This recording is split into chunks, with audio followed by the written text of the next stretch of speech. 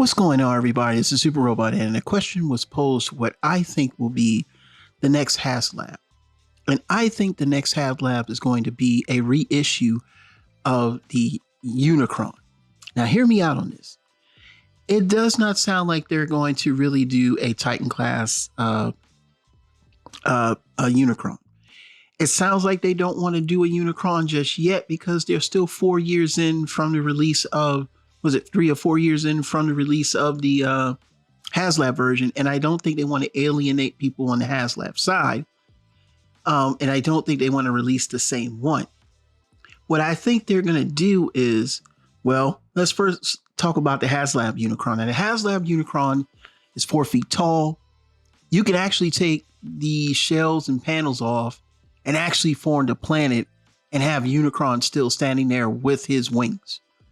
That is a thing you can do with it. Yes, it had QC issues, so we know. But overall, you know, for the most part, most people usually say it hasn't. He's big. He's 4 foot tall. He comes in a very huge box. He is worth a lot of money. Now, granted, I'm sorry. We've been down this road, BotCon 2007 Thundercracker. If you ever want to know the story behind that, it's a very similar situation. But with Unicron, it kind of pushes off everything because he's a much bigger guy. You know, if they do like a 2 feet tall Unicron, that's going to alienate the people that got the HASLAB version because it will diminish the value of that. And which is something that the people that invested in the BotCon in the beginning should have known that they could do a mainline one. When we say mainline, that's up to Titan class. Now, if they decide they don't want to do that and they really want to be ballsy, why not do an 86 movie deco of the original HASLAB Unicron? I'm telling you, it will sell, and it's going to sell more than the last one because A, there's going to be people's eyes of delusion of grandeur about having a toy that they know that the last one was worth a lot of money. Also, Hasbro can up the price because, you know, they already used the inflation rule. So if this was $4.99 or $5.99, they could do $6.99, maybe throw in a few extra pieces, but I don't think they might go that high. So I think this might hover maybe around $500 or $600 like it did the last time.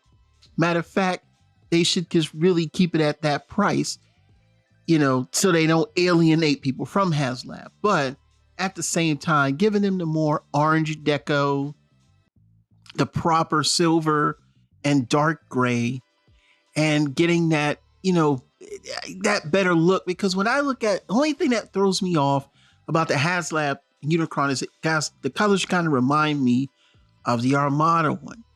Or better yet, the ones that came out under Amazon. I never liked the deco. And then you had that wonderful deco, the 2010 Dominator Unicron with the more orange deco, trying their best, even with the head, to give you a more G1 look from the Armada mold. I would love to see that coloration. We didn't get that with the HASLAB version. But they could do another run in 80s. I'm telling you, it would sell. 40th anniversary, HASLAB. Hey, you didn't get Unicron the first, HASLAB Unicron the first time. Now's your chance. We're going to do a second run with the, you know, with better colors. We're going to give you the orange colors with the silver and the dark. You're going to, man, I'm telling you, people that even, you know, even the hardcore collectors that have a HASLAB Unicron that already have one, they might just double dip.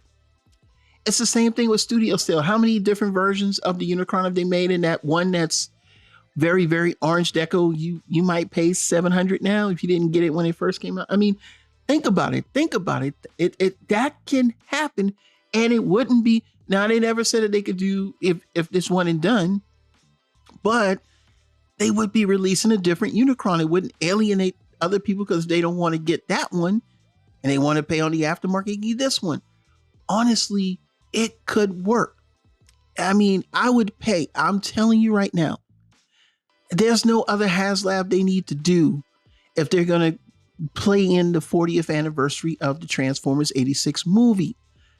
Do this, Hasbro, and I promise you people will buy this Unicron. Guys have been under the weather, dealing with a little bit of poisoning right now.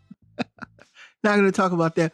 But so my voice may go out a little bit, but I'm telling you guys, I really want this to happen. I'm being honest.